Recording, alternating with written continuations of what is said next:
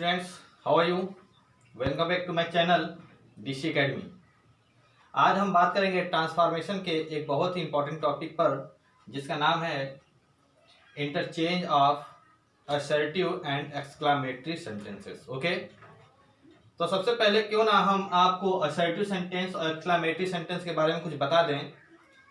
तो ऐसा ही करने के लिए मैंने पहले से ही बोर्ड पे लिख रखा है, असर्टिव सेंटेंस किसी साधारण घटना या कार्य को प्रकट करता है। जो असर्टिव सेंटेंस होता है वो किसी साधारण घटना या कार्य को प्रकट करता है, या हम कह सकते हैं कि असर्टिव सेंटेंस सिर्फ और सिर्फ सूचना देने का बोध होता है या किसी कार्य या किसी घटना के घटित होने का बोध कराता है।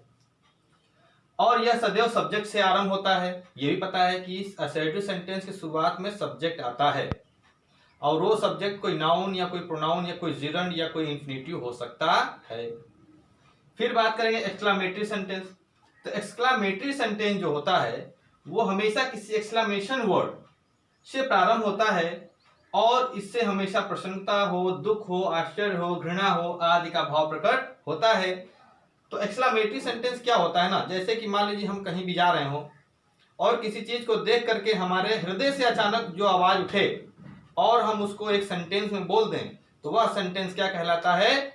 एक्सक्लामेटरी सेंटेंस कहलाता है। Okay, for example, what a good news, alas she died, hurray we have von.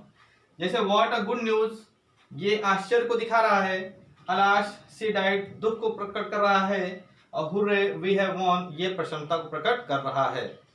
तो आइए हम एक नई तकनीक से या नई तरीके से हम इस पूरे टॉपिक को पढ़ना शुरू करते हैं और इस वीडियो को आप पूरा देखिएगा।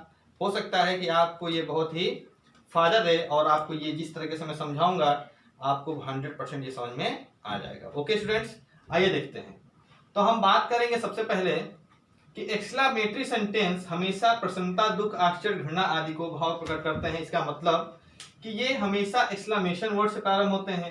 तो सबसे पहले हम बात करेंगे कि वो कौन कौन सा एक्सक्लामेशन वर्ड है जिससे एक्सक्लामेटरी सेंटेंस प्रारंभ होते हैं और वहीं से हम सीधे सीख जाएंगे कि एक्सक्लामेटरी को असर्टिव में बदलते कैसे हैं, कैसे ट्रांसफॉर्म करते हैं। ओके, तो आइए देखते हैं एक रूल से हम कैसे एक्सक्लामेटरी सेंटेंस को असर्टिव में ट्रांसफॉर्म कर सकते हैं। इस रूल में आपको सब कुछ मिलेगा। पहली चीज कि एक्सक्लामेटरी सेंटेंस किन किन चीजों से प्रारंभ होता है, वो कौन से एक्सक्लामेशन वर्ड होते हैं पहले ये देखते हैं। देखिए, वो वर्ड हुर्रे हो सकता है, हा हा हो सकता है। इससे हमें खुशी या प्रसन्नता बोध होता है, प्रकट होता है। अगर हमको खुशी या प्रसन्नता प्रकट करना है तो हम अपने सेंटेंस में हुर्रे या फिर हा हा लिख करके बोलते हैं।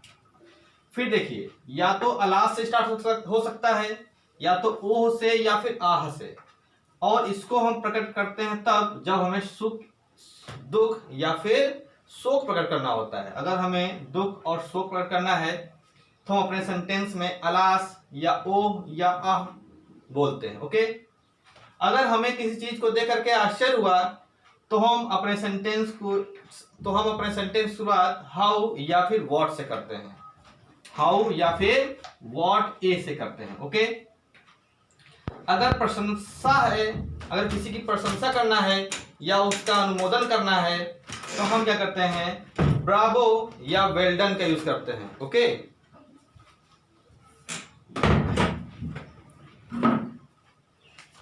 अगर हमें किसी की प्रशंसा करना है या उसका अनुमोदन करना है तो हम ब्रावो या फिर वेल डन का यूज करते हैं। और अगर हमें इच्छा प्रकट करनी है, वो प्रबल हो या फिर साधारण इच्छा हो, कोई भी इच्छा हो, तो इच्छा प्रकट करने के लिए या तो इफ या फिर ओ दैट या फिर ओ फॉर या वुड दैट का यूज करते हैं। तो जब हमारे सेंटेंस एक्सक्लामेटरी सेंटेंस होते हैं और एक्सक्लामेटरी सेंटेंस को जब हमको असर्टिव में ट्रांसफॉर्म करना होता है तो हम इन्हीं चीजों को देखते हैं और इन चीजों को देख करके कैसे हम इसको असर्टिव में ट्रांसफॉर्म करते हैं आइए ये समझते हैं।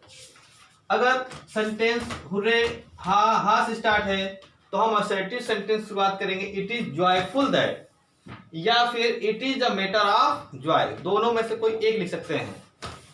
अगर सेंटेंस अलास या ओ आह से स्टार्ट है तो हम इन सबको हटा करके सेंटेंस असर्टिव सेंटेंस शुरुआत करेंगे इट इज सैड दैट या it is a matter of sorrow. इसी प्रकार से अगर सेंटेंस आश्चर्य वाला हुआ यानी हाउ और व्हाट से स्टार्ट है, तो हम इन दोनों को हटा देते हैं और एडजेक्टिव से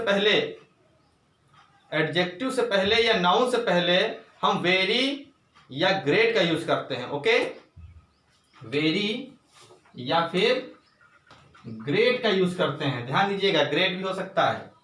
ओके, अभी मैं जब एग्जाम्पल कराऊंगा तो क्लियर होगा। और इसी प्रकार से ब्रावो और वेल्डन को हटा करके इसकी जगह पे क्या लिखते हैं, it is a matter of praise, it is praise that, दोनों में से कोई लिख सकते हैं। और प्रबल इच्छा होने पर या इच्छा होने पर इन सबको हटा देते हैं और सेंटेंस की बात करते हैं आई विश दैट या आई विश से। ओके, तो आइए अब हम, ये हमारा रूल नंबर 1 है। अब इसके बाद हम इसके एक्सरसाइज करेंगे, एक्सरसाइज से ही ये सारे डाउट्स आपके क्लियर हो जाएंगे। ओके, तो देखते हैं पहले 3 एग्जाम्पल को। पहला सेंटेंस लिखा है अलास ही इज नो मोर, बहुत दुख की बात है कि अब वो नहीं रहे या अब वो नहीं है, मतलब वो मृत्यु उनकी हो चुकी है या डेथ हो गए, उनकी डेथ हो गई है। तो हम अलास को हटाकर क्या लिखेंगे बताओ, it is a matter of sorrow, या फिर हम क्या कर सकते हैं, इट इज सैड दैट, कोई एक कर सकते हैं और यहां पर दैट लगाइए। It is a matter of sorrow that he is no more.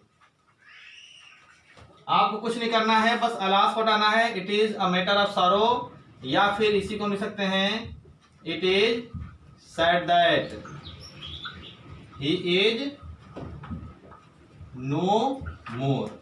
Okay, बात समझ में आइए। अब जरा देखते हैं दूसरे सेंटेंस को। लिखा हुआ है, इसको मिटा दें, लिखा है hurray we have won the match. तो हुर्रे को हटाकर क्या कर सकते हैं, it is joyful that. Okay, और बाकी सेंटेंस वो लिखिए, we have won the match. अगर चाहें तो इसी को एक दूसरे तरीके से बना सकते हैं, अथवा हम देख लीजिए, it is a matter of joy that we have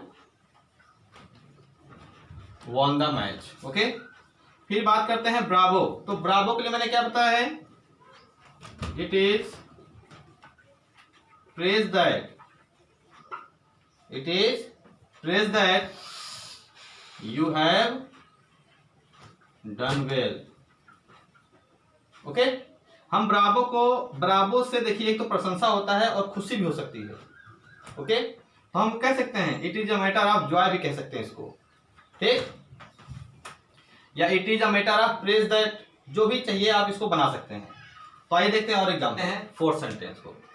what a beautiful building the Taj is, what a आए या हाउ आ जाए, दोनों एक ही चीज है, या वॉट ए आए या फिर हाउ आए। Beautiful building the Taj is, ये सेंटेंस एक्सक्लेमेटरी में है और इसको बनाने का तरीका ये होता है कि सबसे पहले आप क्या करेंगे, सेंटेंस के सब्जेक्ट को लिखेंगे। तो सेंटेंस का सब्जेक्ट क्या है, द ताज इज, द ताज ये सब्जेक्ट है जिसके बारे में बात हो रहा है। फिर इज, और देखो मैंने कहा था वॉट ए को हटा देना है या हाउ को हटा देना है, इसकी जगह वेरी लगाना है। तो Taj is a very beautiful building.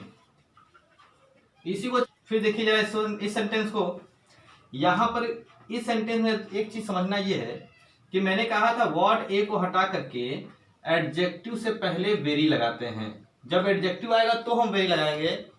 अगर एडजेक्टिव ना आया हो, जैसे ये देखिए व्हाट एन आइडिया, ये एक नाउन है, नाउन आ जाएगा तो हम क्या करेंगे, it is a great idea. तो हम क्या करेंगे, इस नाउन से पहले क्या लगाएंगे, ग्रेट, और इट किसके लिए यूज किया गया है, सब्जेक्ट के रूप में, आइडिया के लिए। तो हम इस तरीके से भी सेंटेंस को बना सकते हैं, it is a great idea.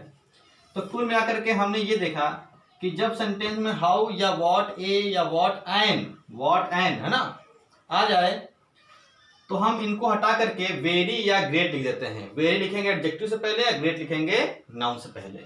और एक जो लास्ट है वो है वुड दैट, वुड दैट आ जाए या फिर इच्छा। जब इस वुड दैट से क्या होता है, इच्छा प्रकट होती है, प्रबल इच्छा। तो हम यहाँ पर मैंने कहा कि आई विश या आई विश दैट कर लेते हैं। तो यहाँ पर आई विश करेंगे, दैट पहले से ही है, तो I wish that I were a princess. Okay, किसी की इच्छा है कि मैं राजकुमारी होती। Okay, I wish that I were a princess. तो इस तरीके से हमारा interchange of assertive and exclamatory sentence समाप्त हो जाता है। तो उम्मीद करता हूँ कि एक ही रूल में मैंने आपको बताने की कोशिश की है, वो एक रूल समझिए या इस तरह से 6 रूल समझ लीजिए, वो आपकी सोच है। तो कुल मिलाकर के हमने interchange of assertive and exclamatory sentence को समाप्त कर दिया। और इसके जितने भी एक्सरसाइज हैं आप इसको करिए। अगर नहीं समझ में आता है तो कमेंट बॉक्स में आकर के कमेंट कीजिए। अगर वीडियो अच्छी लग रही हो तो लाइक करें।